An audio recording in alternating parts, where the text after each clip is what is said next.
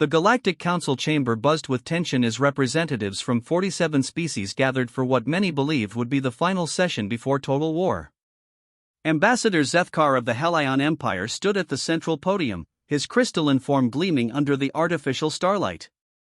Across from him, the insectoid delegate of the Vorthan Collective clicked his mandibles in obvious displeasure.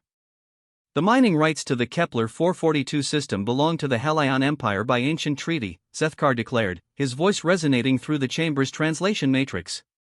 The Collective's illegal expansion into our sovereign territory will not be tolerated. Hive Queen Zixandra rose from her delegation's seating area, her 6 arms gesturing aggressively. Your so-called ancient treaties mean nothing. The Collective has evolved beyond your primitive paper agreements. We require those mineral resources for the survival of our growing population. The debate had raged for months. The Kepler 442 system contained rare neutronium deposits essential for faster-than-light travel, and both the Helion Empire and the Vorthan Collective claimed exclusive rights to harvest them. Neither side showed any signs of backing down. From the observer's gallery, Captain Sarah Chen of the Terran Federation watched the proceedings with growing concern. Earth had only joined the Galactic Council 15 years ago, and humanity was still considered a minor species by most of the galaxy's established powers. The humans had been granted observer status but no voting rights in major galactic affairs. This is getting out of hand, whispered Dr. Marcus Webb, Earth's chief xenobiologist, seated beside Captain Chen. If these two powers go to war, it'll drag half the galaxy into conflict. Sarah nodded grimly. She had studied both civilizations extensively during her years in the Terran diplomatic corps. The Helion Empire controlled nearly 200 star systems, their crystalline technology powered by exotic energy matrices that most species couldn't even comprehend. The Vorthan Collective, meanwhile, operated as a hive mind spanning across countless worlds, their biotechnology allowing them to adapt and evolve at an alarming rate. The Collective demands immediate withdrawal of all Helion vessels from the Kepler 442 system, Zixandra continued, her compound eyes gleaming with predatory intent. Failure to comply will result in the deployment of our battle swarms. Zethkar's crystalline body flared with angry light. The Empire will not yield to threats from insects. Our star destroyers stand ready to defend what is rightfully ours. The chamber erupted in chaos as delegates from various species began choosing sides. The aquatic Mertai announced their support for the Helion Empire, citing mutual defense treaties. The machine intelligence of the synthetic consortium pledged their manufacturing capabilities to the Collective. Smaller species scrambled to align themselves with one side or the other, fearing they would be consumed in the coming conflict. High Counselor Velterra, the ancient leader of the Ethereal Assembly, raised her telepathic voice above the din. Her species had guided the Galactic Council for over a millennium, serving as neutral mediators in disputes. We call for calm and renewed negotiations. Surely there must be a peaceful solution to this crisis. Peace is no longer possible, Zethkar replied coldly. The Collective has made their intentions clear. They seek to expand their territory at our expense, just as they have done to dozens of smaller civilizations. We evolve or die, Zixandra shot back. The Helion Empire has hoarded resources while species across the galaxy suffer in poverty. It is time for change. Sarah felt a chill run down her spine. She had read the classified reports from Earth's intelligence services. Both empires had been quietly building up their military forces for years, developing new weapons and technologies. If war broke out between them, the conflict would make every previous galactic war look like a minor skirmish. The Terran delegation had strict orders from Earth's government to remain neutral and avoid any actions that might draw humanity into the conflict. Earth's military was advanced by human standards, but, compared to galactic superpowers like the Helion Empire and Vorthan Collective, they were little more than primitives playing with chemical rockets and projectile weapons. The humans remained silent as always, observed Ambassador Kreloth of the Draconian Republic, his reptilian features twisted in disdain. Perhaps they lacked the courage to take a stance on important matters. Several other delegates murmured in agreement. Humanity's reluctance to involve themselves in galactic politics had earned them a reputation for weakness among many species. They were seen as a curious oddity, a young species that had somehow achieved faster-than-light travel despite their primitive technology, but lacking the will or ability to play in the larger game of interstellar politics. Sarah clenched her fists but maintained her diplomatic composure. Let them think humans were weak and irrelevant. It would make what came next all the more surprising. High Counselor Velterra made one final attempt at mediation. Perhaps a joint mining operation could be established, with both empires sharing the resources of Kepler 442 under council oversight? Both Sethkar and Zixandra rejected the proposal immediately. The die was cast. Within days, the first shots were fired as Helion patrol ships encountered a Vorthan scouting swarm near the disputed system. The war that would reshape the galaxy had begun. News of the opening battles reached Earth through quantum communication relays, and the images were devastating. Helion star destroyers, massive crystalline vessels the size of small moons, unleashed beams of coherent energy that could shatter planets. Vorthan battle swarms responded with living ships that could regenerate damage in real time, their bioweapons creating clouds of corrosive organisms that ate through even the strongest hull materials.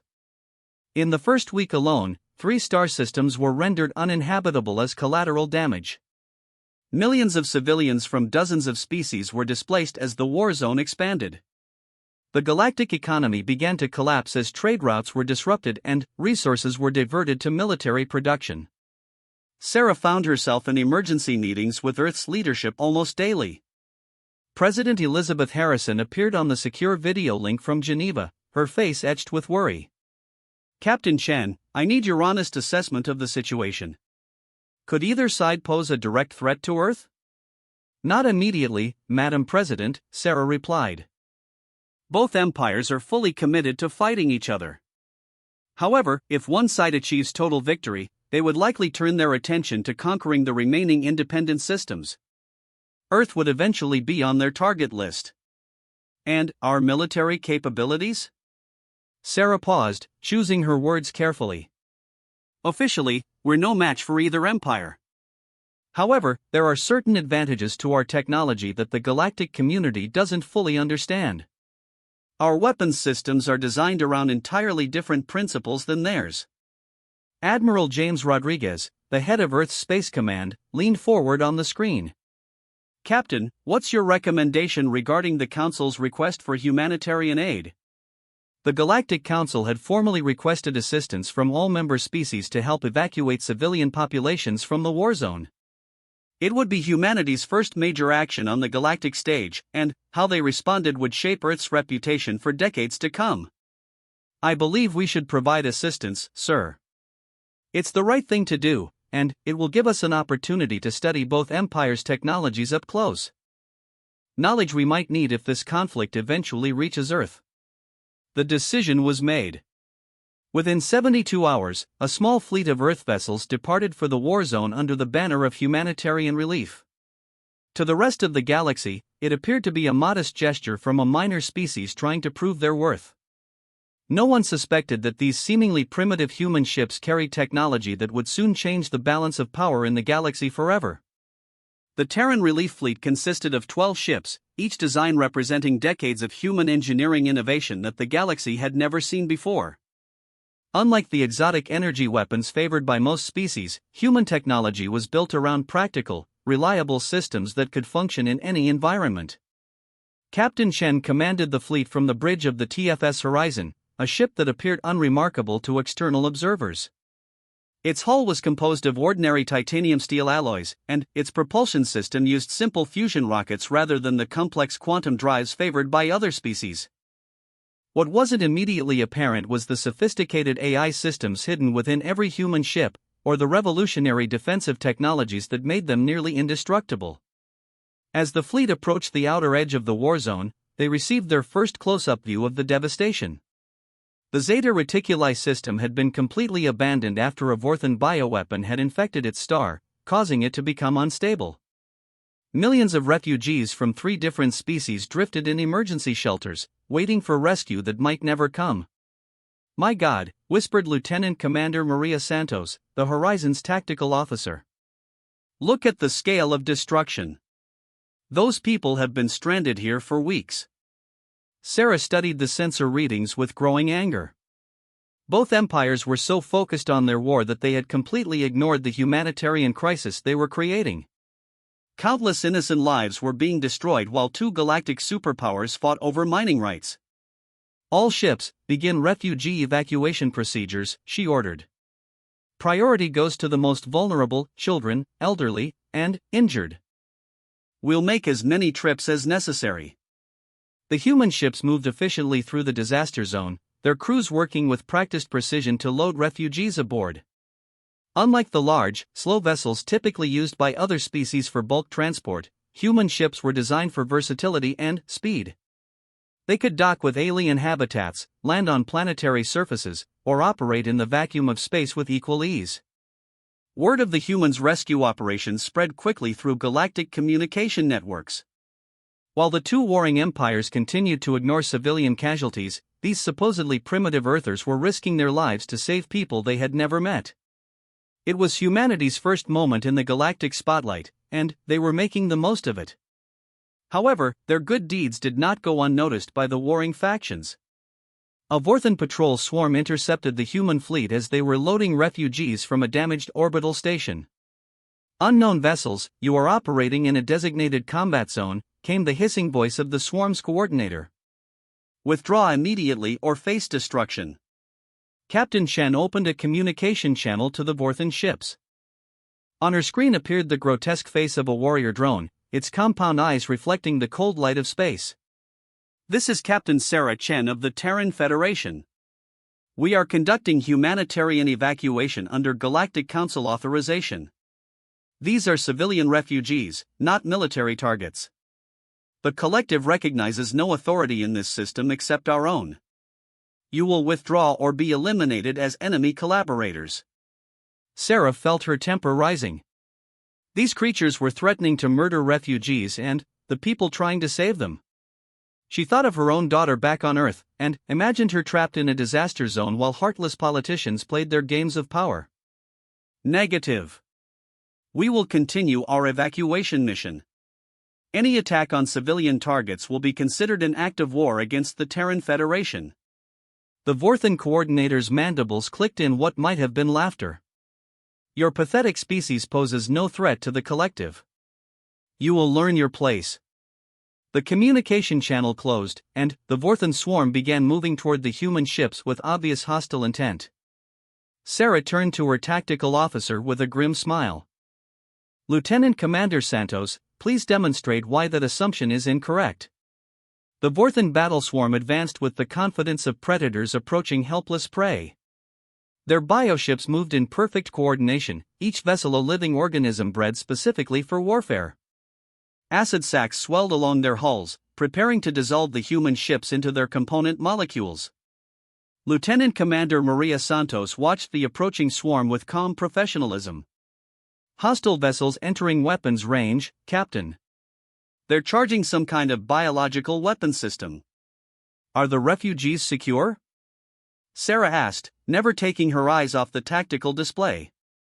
"Final transport just completed docking with the Mumbai. All civilian vessels are clear of the combat zone." Sarah nodded. The 12 ships of the Terran Relief Fleet had managed to evacuate over 50,000 refugees in just 6 hours. Now it was time to ensure those people made it safely out of the war zone. "All ships, implement Protocol 7. Show these bugs what humans do to creatures that threaten innocent people." Across the fleet, human crews activated systems that no other species in the galaxy truly understood. The ship's hulls shimmered as adaptive armor plating shifted into combat configuration. Internal gravity generators spun up to full power, creating localized fields that could redirect incoming projectiles. Most importantly, the AI systems that served as the true brain of each vessel began calculating firing solutions with precision that no biological mind could match. The Vorthan coordinator aboard the lead bioship observed the strange behavior of the human vessels with growing confusion. "What are they doing? Their technology appears to be changing?" Before anyone could answer, the humans opened fire. The galaxy had never seen weapons like the ones mounted on Terran warships. Instead of energy beams or exotic particle streams, the human ships launched clouds of tiny projectiles that moved at significant fractions of light speed.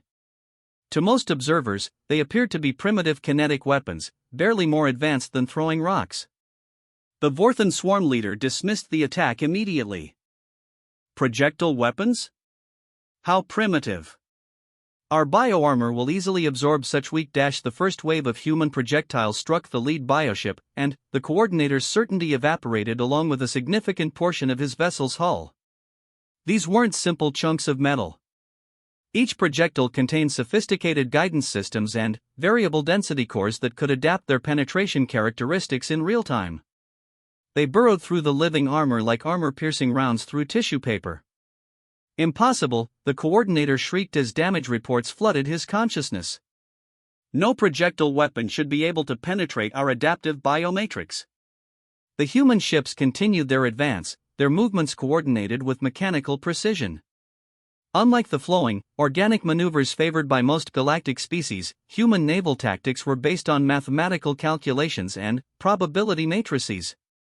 Each ship moved to exact coordinates, creating overlapping fields of fire that left no escape routes for their enemies. A second wave of projectiles hammered the Vorthan formation, and this time the humans demonstrated the true versatility of their weapons. Some projectiles exploded into clouds of nanoscale machines that began dismantling the bioship's hull plating at the molecular level. Others released electromagnetic pulses that disrupted the creature's nervous systems. A few simply punched straight through the center of their targets, leaving perfectly circular holes that vented atmosphere and vital fluids into space. The Vorthan swarm tried to respond with their own weapons, launching streams of corrosive organisms that could eat through most known materials. The acidic clouds struck the human ships and began their destructive work, only to encounter another surprise. The hulls of the Terran vessels were covered in a thin layer of programmable matter that could reconfigure itself on command. As the bioweapons tried to dissolve the ship's armor, the smart metal simply flowed around the damage, isolating infected areas and ejecting them into space. Within seconds, the ships had healed themselves and continued their attack. How are they doing this? The coordinator demanded of his tactical drones. Their technology appears to be self-repairing. Unknown, coordinator. Our bioacids should dissolve any known alloy, but their hulls appear to be adapting faster than our weapons can damage them. Captain Shen watched the battle unfold with grim satisfaction. The human ships were performing exactly as designed, their overlapping systems providing multiple layers of defense and offense. This was what made human technology unique, not exotic physics or alien sciences, but simple reliability and adaptability taken to their logical extreme. Santos, target their command vessel. Let's end this quickly. Aye, Captain. All ships, focus fire on the lead bioship. Full spread, mixed payload. The concentrated firepower of 12 human warships struck the Vorthan coordinator's vessel simultaneously. The bioship's living hull buckled under the assault as thousands of projectiles found their mark. Smart weapons burrowed deep into the creature's vital organs while EMP rounds disrupted its nervous system. Within moments, the massive organism was drifting dead in space. The surviving Vorthan vessels broke formation and fled, their remaining crew minds overwhelmed by the speed and efficiency of the human attack. In less than 10 minutes, the supposedly primitive Earthers had destroyed or disabled a full battle swarm without suffering a single casualty. News of the engagement spread across the galaxy within hours, carried by the same refugee ships the humans had risked their lives to save. The story seemed impossible to most who heard it. A minor species with primitive technology had defeated a Vorthan battle swarm in direct combat. High Command of the Vorthan Collective convened an emergency session to analyze the defeat. Hive Queen Zixandra reviewed the battle recordings with growing disbelief. How did they anticipate our tactics so perfectly? She demanded of her war coordinators. Every maneuver we attempted, they had already calculated a counter-response. The humans appear to use some form of artificial intelligence to coordinate their ships, reported tactical mind Vex Thor. Their response times were far faster than any biological consciousness could achieve. Artificial intelligence is prohibited by galactic convention, Zixandra replied. No species would dare violate the AI accords. Perhaps the humans are unaware of these restrictions, suggested another coordinator. They are a young species, recently admitted to the Council. They may not understand the dangers of unrestricted AI development. The Hive Queen considered this possibility. The AI Accords had been signed over 2,000 years ago after the synthetic wars nearly destroyed galactic civilization. Every species that joined the Council agreed to strict limitations on artificial intelligence to prevent another such catastrophe. If the humans were unknowingly violating these accords, it could justify drastic action against them. Meanwhile, in the crystal palaces of the Hellion Empire, a similar analysis was taking place. Emperor Zarthal studied holographic projections of the human weapons with fascination. These projectile systems are remarkably efficient, he observed to his military advisors. Simple in concept, yet incredibly effective in practice. How did our intelligence services miss such advanced development? The humans have been deliberately deceptive about their capabilities, Your Radiance, replied Admiral Kethvor. They present themselves as a primitive species while secretly developing weapons that could threaten even our star destroyers. And their defensive systems? Unknown, but highly advanced. Our analysts believe they may be using some form of programmable matter technology. If we could acquire samples. The Emperor's crystalline form pulsed with calculating light. Perhaps it is time to test these humans more directly. Arrange for one of our patrol fleets to encounter their vessels. We must learn the true extent of their capabilities. Neither empire realized they were making a critical mistake. They were thinking of humanity as just another galactic species playing by the established rules of interstellar warfare. They had no understanding of human history, no knowledge of the countless wars that had shaped Earth's development, and no appreciation for the simple fact that humans had been perfecting the art of killing each other for thousands of years before they ever reached the stars. The Terran Relief Fleet continued their evacuation missions, saving lives throughout the war zone while both empires watched and waited. Captain Chan received regular updates from Earth about the growing tension. Both the Hellion Empire and Vorthan Collective were massing forces near human-patrolled areas, probing for weaknesses. They're testing us, Dr. Webb observed during one of their strategy meetings. Trying to determine if our victory over the Vorthan swarm was luck or genuine capability. Let them test, Sarah replied. Every engagement gives us more data about their weapons and tactics. When this war finally reaches Earth's doorstep, we'll be ready. The next test came 2 days later when a Hellion patrol fleet encountered the human ships near the ruins of the Proxima Centauri colony. Unlike the biological chaos of Vorthan vessels, Hellion ships were works of crystalline art, their faceted hulls refracting starlight in patterns that hurt to look at directly. Admiral Kethvor commanded the patrol fleet from his flagship, the Starfire Prism. His vessel alone was larger than the entire human fleet combined, its crystal matrix weapons capable of focusing stellar energy into beams that could crack continental plates. Unknown vessels, you are trespassing in Hellion sovereign space, his communication officer announced to the humans. Withdraw immediately or face the consequences. Captain Chen had been expecting this confrontation. Intelligence reports from Earth had warned her that both empires would eventually move beyond mere observation to direct provocation. Unlike the Vorthans, the Hellions favored intimidation over immediate violence. This is Captain Chen of the Terran Federation. We are conducting humanitarian operations under Galactic Council mandate. We have no hostile intent toward the Hellion Empire. Your humanitarian activities are no longer welcome in this region, Kethvor replied. The Empire requires these systems for strategic operations. Depart now, and no harm will come to your vessels. Sarah considered her options carefully. The human ships could probably escape before the Hellions could target them effectively, but that would mean abandoning thousands of refugees still trapped in the system. The evacuation was only half complete. Negative, Admiral. We have civilians to evacuate. Once our humanitarian mission is complete, we will withdraw from your space. The Hellion Admiral's response was immediate and overwhelming. The Starfire Prism's main weapon array charged with energy drawn from the system's star, focusing into a coherent beam that could vaporize anything in its path. The crystal matrix weapons of the other ships followed suit, creating a display of destructive power that had cowed dozens of species into submission. You have 10 seconds to reverse course, human. After that, your ships will be reduced to component atoms. Captain Chen smiled coldly. The Hellions were about to learn the same lesson as the Vorthons. Humanity didn't respond well to threats against innocent people. All ships, defensive formation Alpha. Prepare to demonstrate why threatening civilians is a very bad idea. The human ships spread out in what appeared to be a simple defensive pattern, but Admiral Kethvor's tactical computers immediately detected something wrong.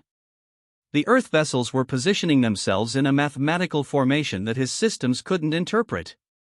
Their movements were too precise, their coordination too perfect. Fire, he commanded. The Hellion beam weapons struck the human ships with enough energy to melt asteroids. The crystalline technology of the Empire was among the most advanced in the galaxy, capable of focusing massive amounts of power with surgical precision. The energy beams struck the human ships and simply disappeared. Admiral Kethvor stared at his sensors in complete disbelief. What just happened? Where did our weapons fire go?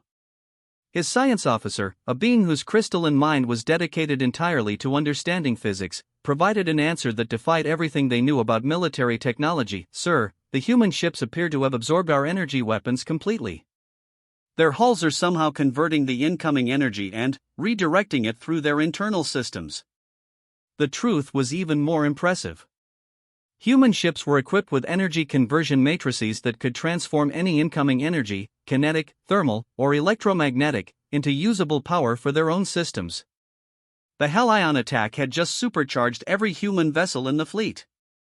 Captain Shen's voice crackled across the communication channel with barely controlled anger. Admiral, you just made a serious mistake. That was an unprovoked attack on vessels conducting humanitarian operations. The Terran Federation considers this an act of war. The human ships began their response, and Admiral Kethvor realized he had made a terrible miscalculation. The human counterattack began with a coordinated missile barrage that caught the Hellion fleet completely off guard. Unlike the projectile weapons they had used against the Vorthons, these missiles appeared to be conventional fusion warheads, primitive by galactic standards, but numerous enough to potentially cause damage through sheer volume. Admiral Kethvor watched the incoming missiles with contempt. Activate point defense systems. These crude explosives pose no threat to crystalline shielding. The Hellion ships responded with defensive beam weapons that could intercept incoming projectiles with pinpoint accuracy. Streams of coherent energy reached out to destroy the human missiles, and, for a moment it appeared that the Empire's superior technology would prevail. Then, the missiles began to behave in ways that violated everything the Hellions knew about ballistic physics. Instead of flying in predictable parabolic arcs, the human weapons twisted and turned through space like living creatures. They split apart into multiple submunitions that scattered in apparently random directions before converging on their targets from impossible angles. Some missiles seemed to simply vanish from sensors, only to reappear inside the Hellion defensive perimeter. How are they maneuvering like that? Kethvor demanded of his tactical staff. No missile should be capable of such radical course corrections. His science officer worked frantically at her crystal console, analyzing the sensor data.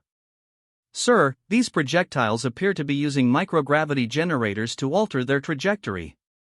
The technology is completely unknown to our databases.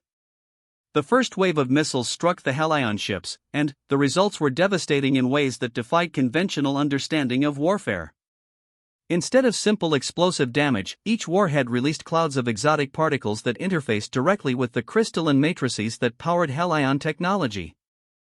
The Empire's ships relied on quantum coherence fields to maintain their crystal structure and focus their energy weapons.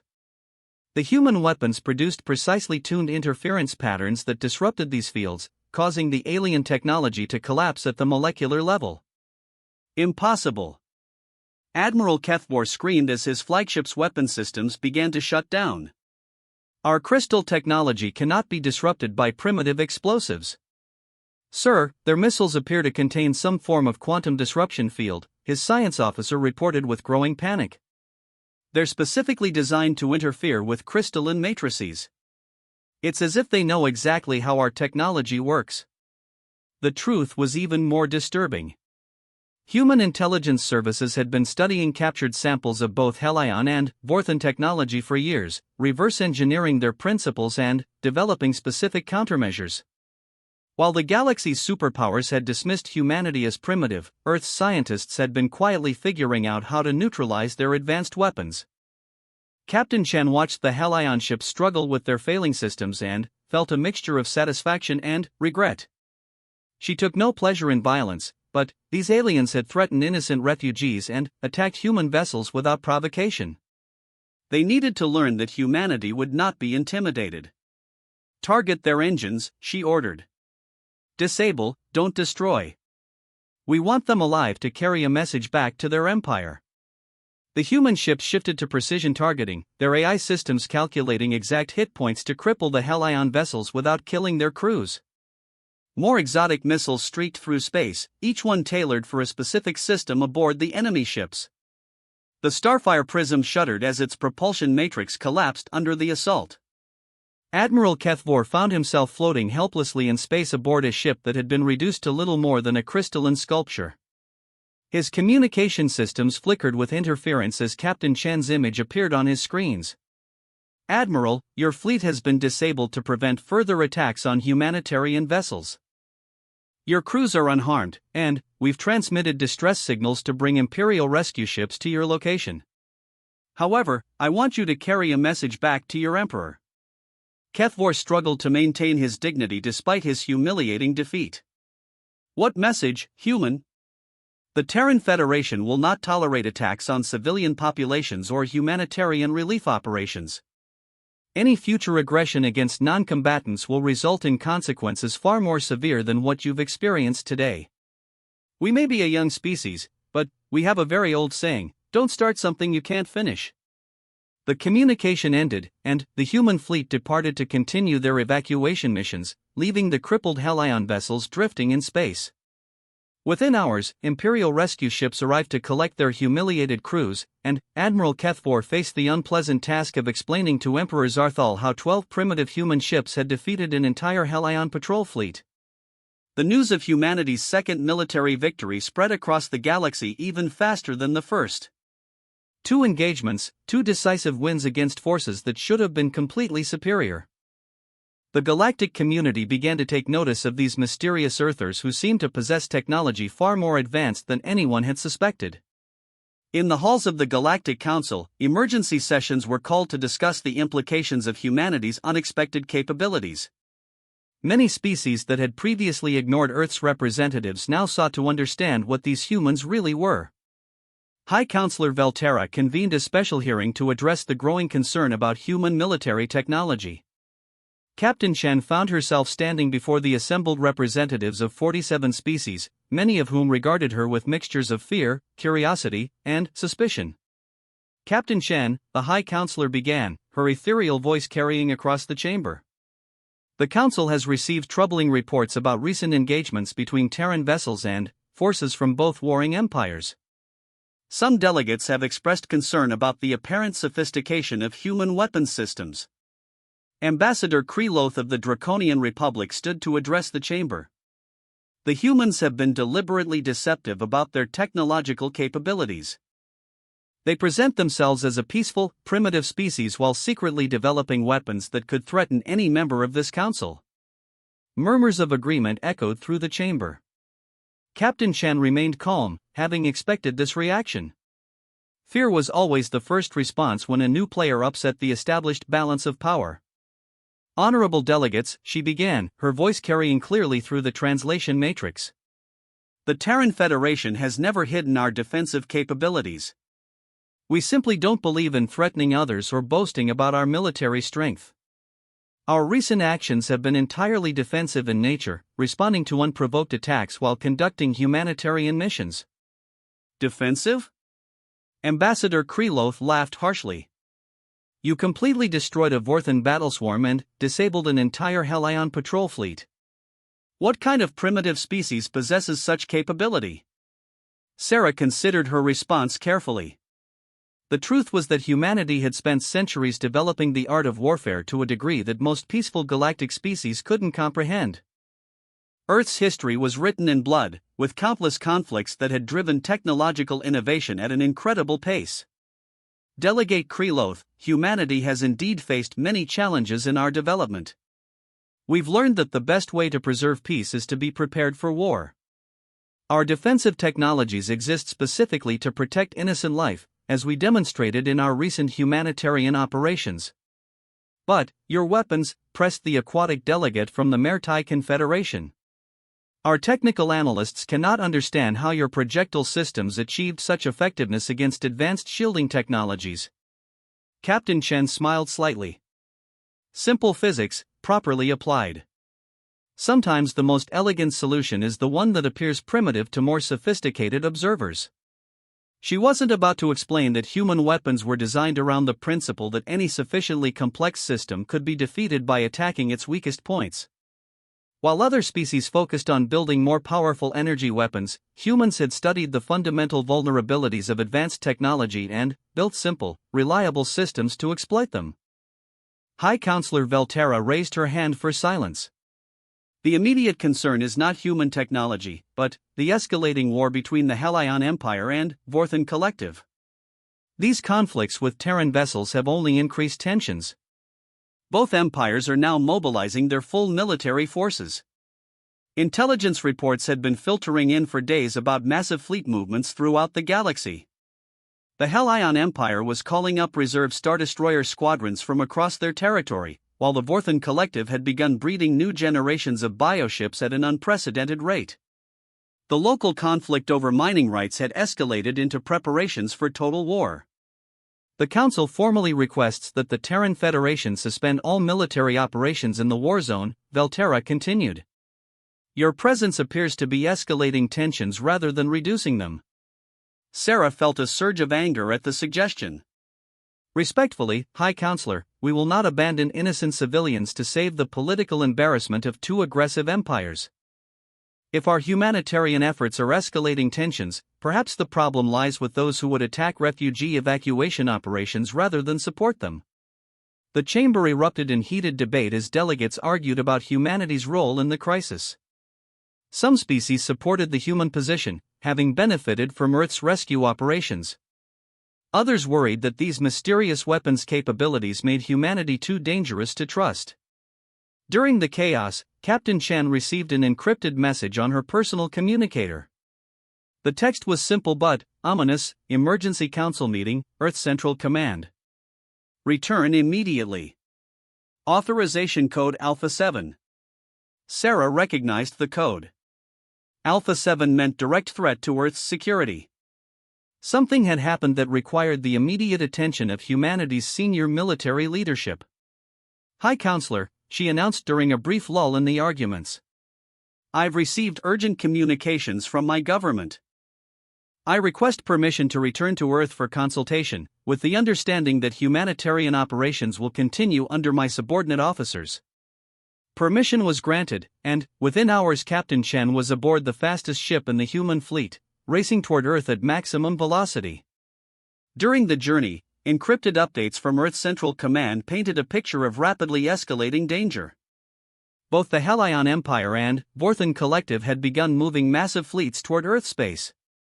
Intelligence satellites had detected Hellion Star Destroyers massing near the outer colonies, while Vorthan bioships had been observed establishing breeding stations in supposedly neutral systems. The two empires had apparently decided that humanity represented a threat that needed to be eliminated before they could continue their war with each other. When Sarah arrived at Earth Central Command in Geneva, she found the highest levels of human government in emergency session. President Harrison looked exhausted, her face showing the strain of coordinating humanity's response to an unprecedented crisis. Captain Chen, thank you for returning so quickly. We need your assessment of enemy capabilities based on your recent engagements. Sarah reviewed everything she had observed about both empires' technology, tactics, and strategic thinking. The picture that emerged was deeply troubling. Individually, either empire possessed enough firepower to reduce Earth to radioactive ash. Combined, they represented an existential threat to human civilization. What are our defensive options? Asked Admiral Rodriguez. Limited, sir. Our ships are effective in small engagements, but we don't have the numbers to face entire Imperial fleets. Both empires are mobilizing thousands of vessels. Even with our technological advantages, we can't fight that many ships simultaneously. President Harrison studied the tactical projections with growing concern. How long before they reach Earth? Intelligence estimates indicate both fleets will arrive within 2 weeks, Admiral Rodriguez replied. They appear to be coordinating their approach to prevent us from defeating them separately. The room fell silent as the implications sank in. Humanity had spent 15 years building peaceful relationships with the galaxy, only to find themselves facing annihilation because they had dared to save refugee lives. There is one option, Sarah said quietly. But it would require revealing the full extent of human capabilities. Once we take this step, there's no going back to being seen as a minor species. What option? The president asked. Captain Chen looked around the room at the assembled leadership of humanity. What she was about to suggest would change Earth's relationship with the galaxy forever, but it might be their only chance of survival. We stop pretending to be primitive. It's time to show the galaxy what humans can really do when we stop holding back.